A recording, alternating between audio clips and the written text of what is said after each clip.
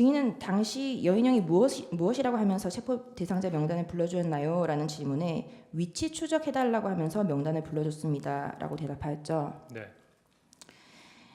여인영은 생략하겠습니다.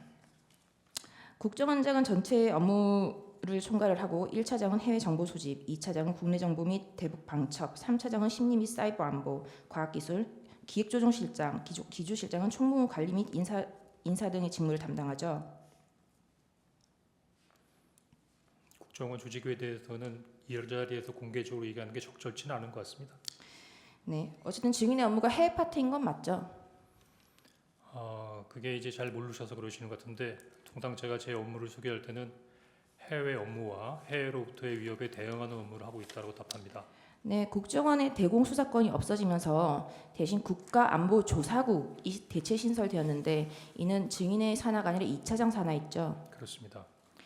방첩사령관이 국정원과 업무 파트너로 일을 할 때는 국정원과 접촉을 하거나 차장급, 게다가 국가안보조사국이 있는 2차장이 아니라 해외 파트 담당이 1차장과 업무를 할 경우는 없죠. 있죠. 네. 그럼 국정원 1차장 산하에는 위치 추적을 할 수 있는 권한이나 위치 추적을 할 수 있는 능력이 있는 인원이 있나요?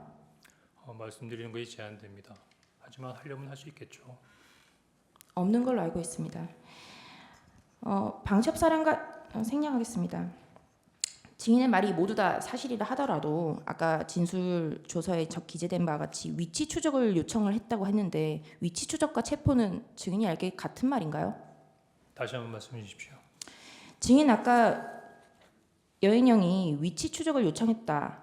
그러니까 여인영이 무엇이라고 하면서 체포 대상자 명단을 불러주었나요? 라는 질문에 위치 추적해달라고 하면서 명단을 불러줬습니다. 라고 대답을 했죠. 네. 위치 추적이 체포랑 어떻게 같은 말이죠? 송구합니다만 아까 저기 대상자 명단이 있던 그 종이를 하나 올려주실 수 있으시겠습니까? 제가 이따가 질문 드리겠습니다. 의제 128호증 KBS 인터뷰 제시하겠습니다. 증인은 위 KBS TV 인터뷰에서 대통령이 증인에게 직접 한동훈을 체포하라는 지시를 내렸다는 기사가 나온 것과 관련해서 조태현 국정원장이 6일 오전에 오보죠라고 묻자 맞습니다라고 답했다고 진술했죠. 조금 전에 그 오보조와 관련된 부분은 제가 상당히 구체적인 부분으로 잘 설명드렸던 것 같으니까 아마 이해하셨을 거라고 생각합니다. 네, 이 기사 인터뷰를 보면은 그 기사에 오보라고 했던 이유가 대통령이 저에게 직접 한동훈 대표를 체포하라고 지시했다고 나와 있는데 그건 아니고 명단은 방첩사령관이 밝혔기 때문에 그렇게 말한 측면도 있다라고 진술했죠. 예, 조금 전에 제가 그때 말씀드렸죠. 네, 결국 증인 스스로 대통령이 증인에게 한동훈을 체포하라고 지시한 적은 없다는 걸 스스로 인정한 거죠. 그거는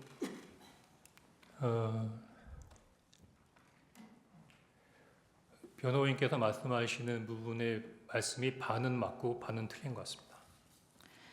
네, 16항 여쭙겠습니다. 증인의 진술 조서입니다. 증인은 여인영 방첩사령관이 진술인에게 체포조 명단과 체포 지시는 대통령님의 뜻이다 내지는 대통령의 지시사항이다 말한 사실은 있는가요? 라는 질문에 명시적으로 얘기하지 않았습니다. 라고 대답을 했고 그렇게 생각할 수밖에 없었다 라고 답했죠. 그러니까 여인영 사령관이 대통령님 지시사항이다라고는 얘기하지 않았다 그 말씀이시죠? 네?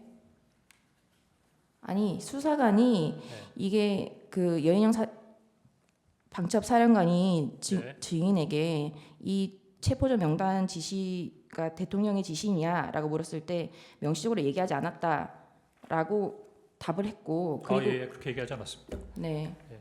그리고 증인이 그렇게 생각할 수밖에 없었다. 증인의 생각이었다라고 진술했죠. 그러면 이렇게 한번 말씀드리겠습니다. 아니요, 여기 이렇게 기재가 되어 있는 걸 여쭙는 겁니다. 예, 생각할 수밖에 없었습니다. 네. 국회 정보위 김병기 의원은 2024년 12월 6일 증인이 정보위에 출석해서 대통령이 직접 방첩사령부와 협조해 한동훈과 이재명을 체포하라고 지시했다는 진술을 했다라고 언론 브리핑을 하였죠. 제가 김병기 의원이 직접 언론에 브리핑하는 걸 보지는 못했습니다. 하지만 제가 정보위원장실에서 12월 3일에 대한 관련된 사항을 설명할 때 정보위원장과 원래는 그 정보위 간사가 박선원 의원이셨는데 박선원 의원이 경기도 이천에 있는 특전사령부에 항의 방문을 가시다 그래서 김병기 의원이 대신 참석하셨고 여당에서는 이성건 의원께서 참석하셨었습니다. 네, 신문상 없지만 제시해서 하겠습니다. 이 기사에 대해서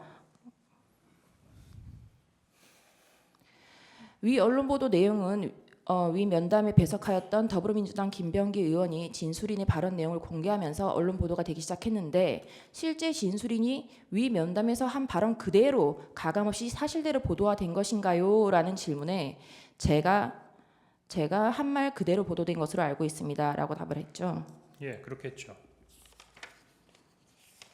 지금 최근에 얘기하는 것처럼 자꾸 하나하나를 지적하신다고 하면 제3자에 전달되는 과정에서 다소 바뀐 부분이 있지만 제가 그 면담하는 과정에 그 양당 간사께서 계속 노트에 제가 얘기한 거를 그대로 받아 적으셨기 때문에 아마 그 받아 적인 내용을 가지고 발표하지 않으셨겠습니까? 아니 지금 조사를 받으실 때 이 기사를 제시하면서 대통령이 직접 지시 싹 다 잡아들여 정리하라라는 기사를 제시를 하고 이 기사 내용이 가감없이 사실대로 보도가 된 것이냐는 질문에 대해서 증인이 말한 대로 보도된 것으로 알고 있습니다라고 답을 하신 거잖아요. 그럼 증인이 그래요? 이런 말을 했다는 말인 거잖아요. 그죠?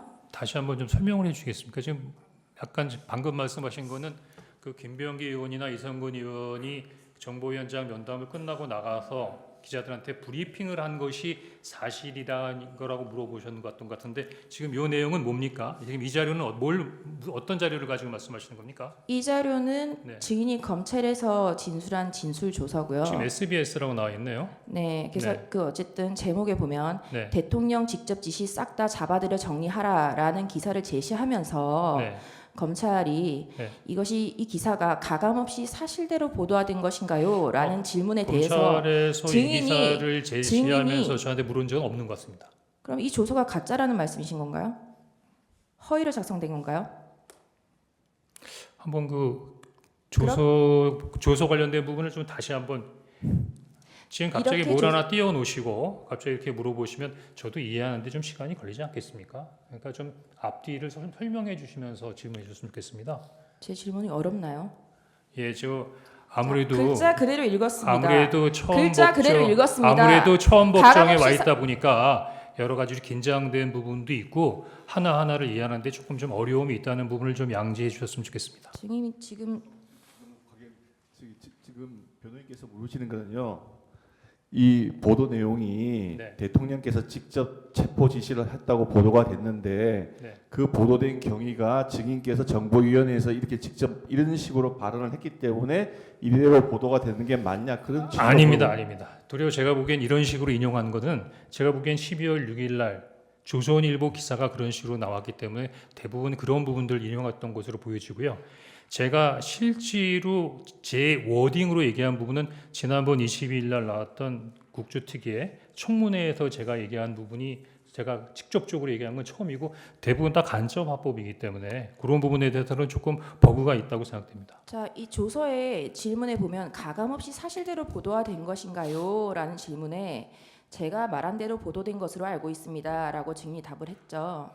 제가 지금 가감없이 사실대로 보도된 것인가라는 부분은 SBS와 관련된 기사보다는 당시 민주당의 김병기 그다음에 국민의힘의 이성건 양당 정보위 간사가 제 이야기를 듣고 발표한 언론 브리핑이 제 이야기를 듣고 한 부분이니까 신뢰성 있게 가감없이 전달된 것이다. 뭐 그렇게 생각이 됩니다. 네, 알겠습니다.